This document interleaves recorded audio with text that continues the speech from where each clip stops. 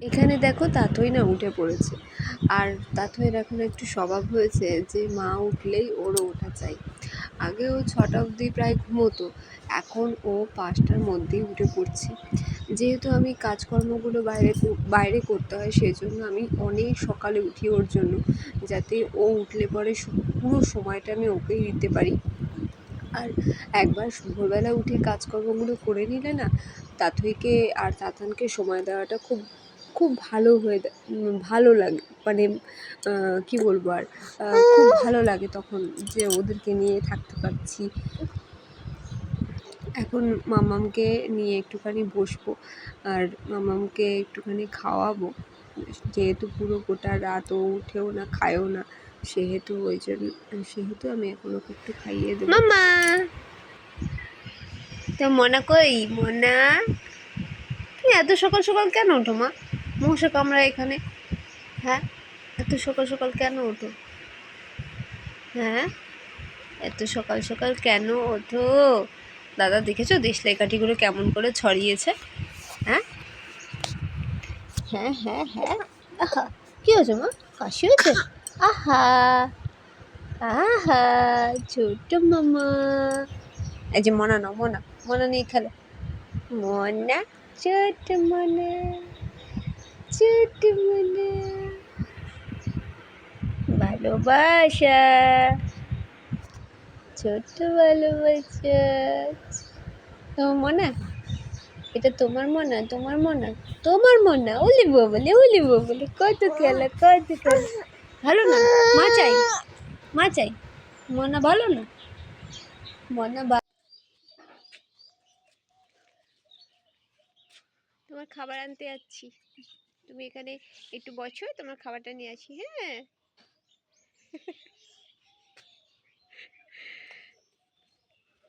কি হয়েছে?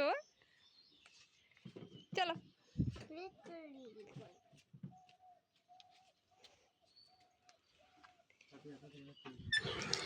তাতানের আজকে স্কুলটা ছুটি, আর ওই জন্য তাতান আজকে স্কুল তো যাবে না, সেই জন্য আজকে ঘরেই থাকবে। ওই জন্য একটুখানি ওদেরকে নিয়ে বেরোলাম। কিছুই না, বেরোবো একটুখানি দোকানের থেকে চা খাবো। আজকে অনেক দিন ধরে দোকানের চা খাওয়ার খুব ইচ্ছা জাগছে, তাই জন্য একটু দোকানের চা খাবো আর একটু বাচ্চা দুটোকে ঘুরিয়ে নিয়ে আসবো। সকালের পরিবেশটা খুবই মনোরম থাকে, আর সকালে রোদটা খুব কম থাকে। আর যেহেতু গ্রাম এরিয়া, এর জন্য গাছপালার সংখ্যাও খুব বেশি, তাই জন্য এই সকালটা খুবই ভালো লাগে। আর তাতান বলো, তাতই বলো, এরা দুজনেই খুবই শান্ত বাচ্চা। এদের কোনো মানে সবসময় যে কান্নাকাটি লেগে থাকে তা নয়। এদেরকে যেখানে রাখবো সেখানেই এরা নিজেদের মতো থাকতে পছন্দ করে।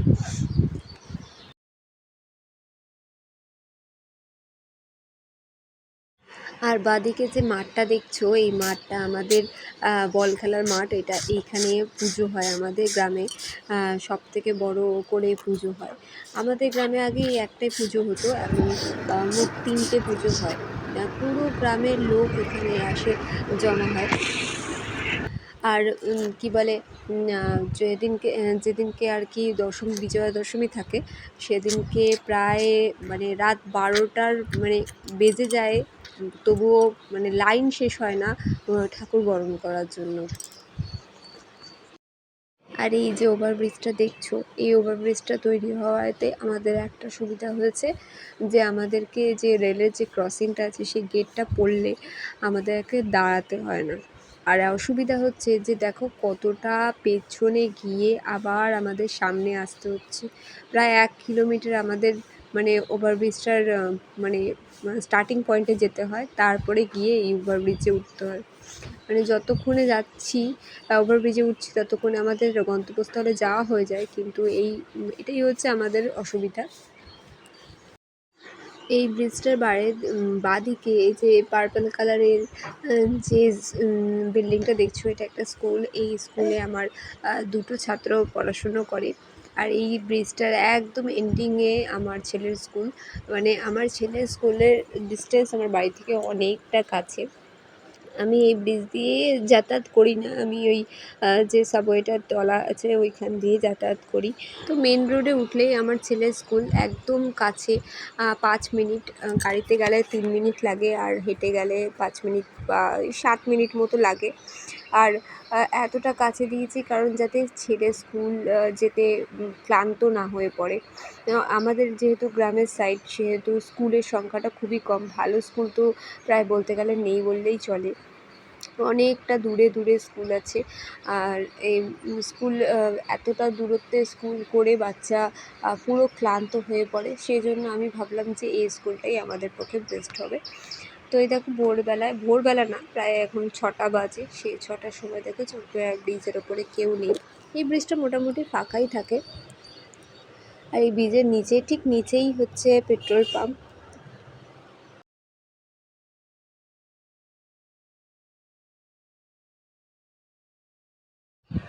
আর এই বাঁদিকে যে রাস্তাটা যাচ্ছে সেই রাস্তাটা দিয়ে গেলে আমার ননদের বাড়ি। আর আমার ছেলে এই রাস্তাটা দেখলে বলবে, মা আমরা কি পিসির বাড়ি যাচ্ছি। মানে ওর রাস্তা এখন প্রায় চিনে গেছে। এই যে আমরা চলে এসেছি পেট্রোল পাম্পে। সকালবেলার দিকে ভিড়টা নেই। যদি ব্রিজটা না থাকতো তাহলে এতক্ষণে হয়তো আমরা তেল ভরে বাড়িও চলে যেতে পারতাম। এই ব্রিজের জন্য অনেকটা রাস্তা আমাদের ঘুরতে হয়। তাতান আমার ঘুমোচ্ছিল, তাতানকে বললাম যে বাবা যাবি ঘুরতে, আর এক লাফে উঠে পুরো একদম রেডি ও ঘুরতে যাবে। আর ওই যে কালকে রাতে মুখের মধ্যে স্কেচ পেন দিয়ে গোঁফ দাড়ি সব এঁকেছে, আর আমাকে দেখাচ্ছিল যে মা দেখো আমি এঁকেছি। তারপরে ওইগুলো মুছে দিয়েছিলাম, কিন্তু ওগুলো মানে স্কেচ পেনটা এমনই যে দাগগুলো আর ওঠেনি। আর এই যে তাতুই এসছে, এসে তাকিয়ে তাকিয়ে দেখছে।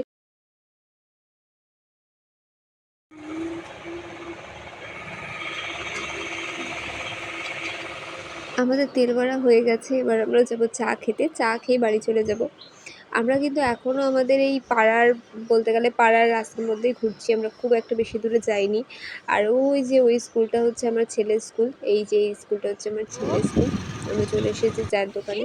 আর এই যে সকালবেলা তাতানকে বলছি যে তাতান তুমি কি খাবে। ও যেহেতু ঘুম থেকে উঠে চলে এসেছে, ও ব্রাশ করেনি, ওই জন্য ও এখন বলছে আমি খাবো না, আমি বাড়িতে নিয়ে যাবো তারপর খাবো। ওর জন্য একটা কেক কিনবো, আর আমরা শুধুমাত্র চাটাই খাবো। ওর বাবা চিনি দেওয়া চা খাবে না, আমি চিনি দেওয়া চা খাবো, কারণ আমার চিনি ছাড়া চা না একদম খেতে ভালো লাগে না। আর এই যে সকাল সকাল মাটি পাহাড়ের চা, এর মজাটাই আলাদা। আর ওর বাবা চিনিটা চা খাবে না, তাই জন্য চিনি ছাড়া চা। আর এই যে ঘড়িগুলো চলে এসেছে, ঘড়িগুলো এখানেই থাকে।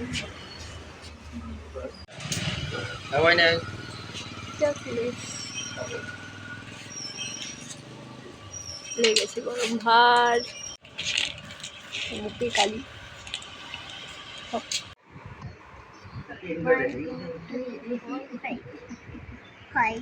হ্যাঁ খাইবে, খাও।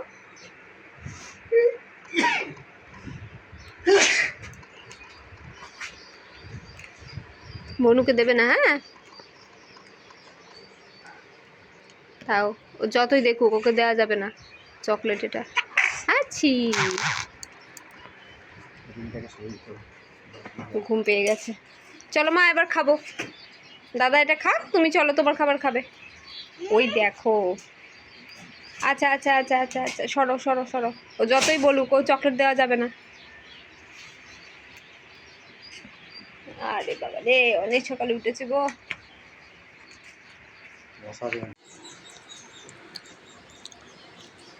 তাতান আসো, তাতান।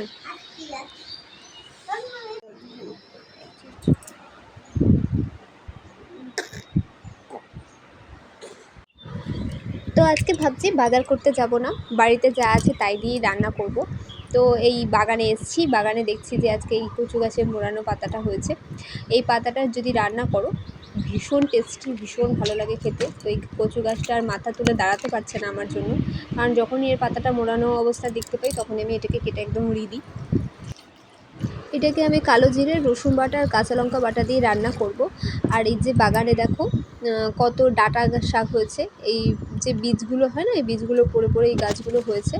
এই গত বছরও অনেক হয়েছিল, সেই বীজগুলো পড়ে আর কি এই গাছগুলো হয়েছে। আজকে এইগুলোও রান্না করব, অনেক হয়ে রয়েছে।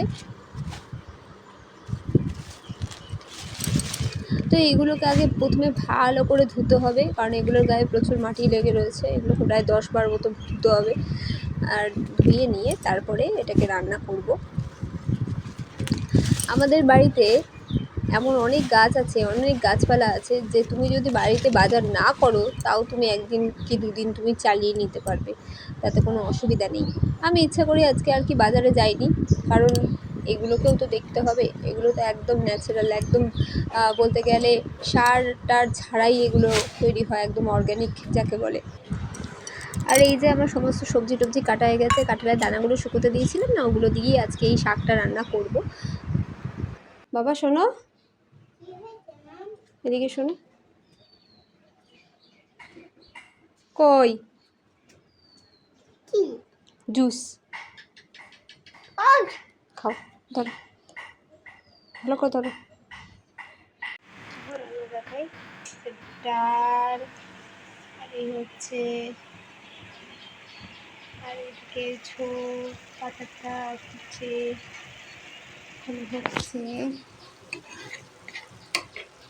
আর এদিকে মামামের খাবার আছে, আর এখানে রয়েছে একটুখানি আলু, লাল আলু, এখনো হয়নি।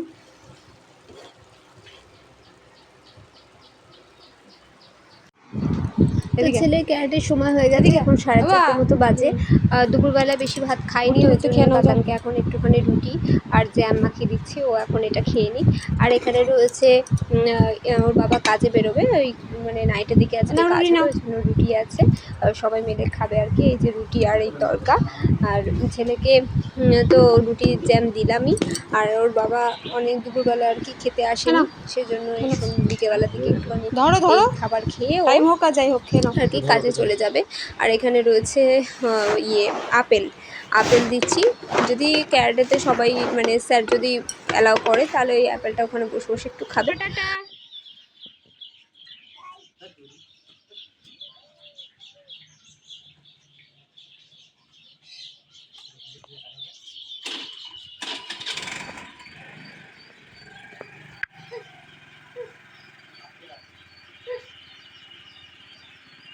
বসবে, দাঁড়াবে কোথায়? বাই মামা, হ্যাঁ লাভ ইউ, টাটা। চলে গেল দাদা। পাকারি আপাকারি, দাঁড়াও, আপাকারি কই, ওই রে আপাকারি কই, আপাকারি কই, আপাকারি কি ভালো আছে? আপাকারি ভালো আছে?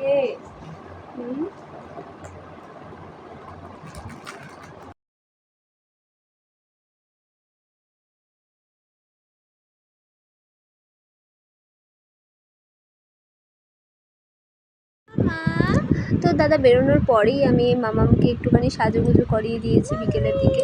আর এখানে মামাম একা একা বসে খেলছে, আর আমি একটু যাব কাজে, কারণ অনেকগুলো বাসন আছে ধুয়ে, সেই বাসনগুলো মেজে নিয়ে তারপরে আবার মামামকে একটু খেলবো।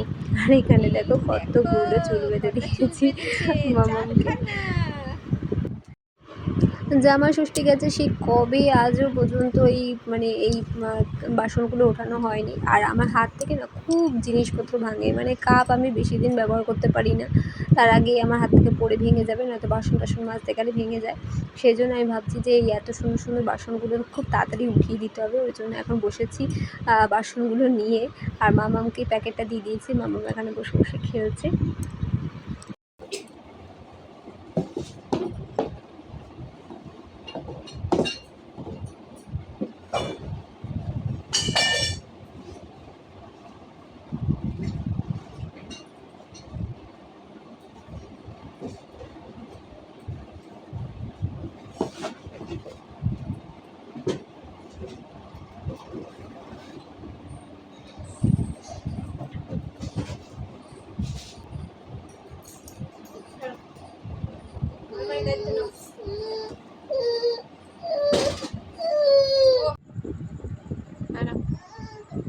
সরো, বইটা সরাও।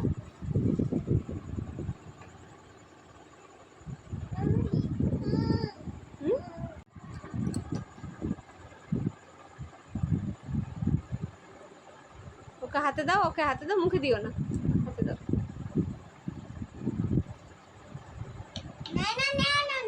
পড়বে পড়বে, গরমটা পড়ে যাবে।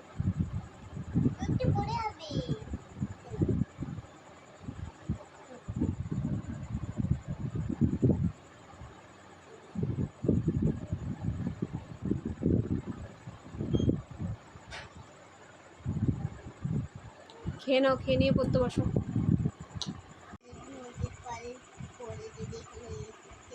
এস হবে না, নোজ তো একটাই হয়, এস হয় নোজে?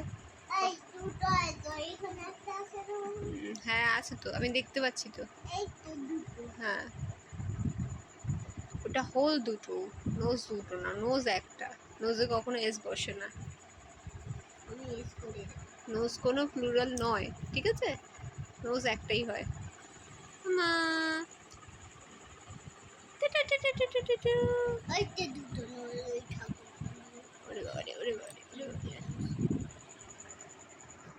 চলো পড়ো।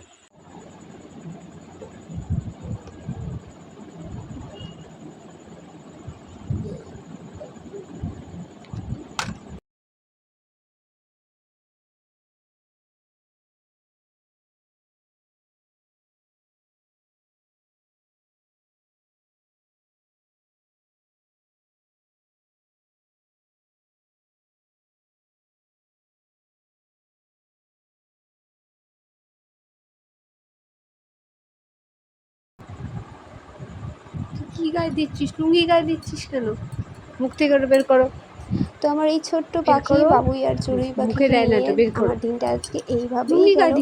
আগামীকাল আবার নতুন ভিডিও নিয়ে আবার আসবো। ততক্ষণ পর্যন্ত তোমরা সবাই ভালো থেকো, সুস্থ থাকো, সাবধানে থেকো। যদি ভিডিওটি ভালো লেগে থাকে তো অবশ্যই একটা লাইক করো, আর আমার এই চ্যানেলটাকে একটু সাবস্ক্রাইব করে দিও।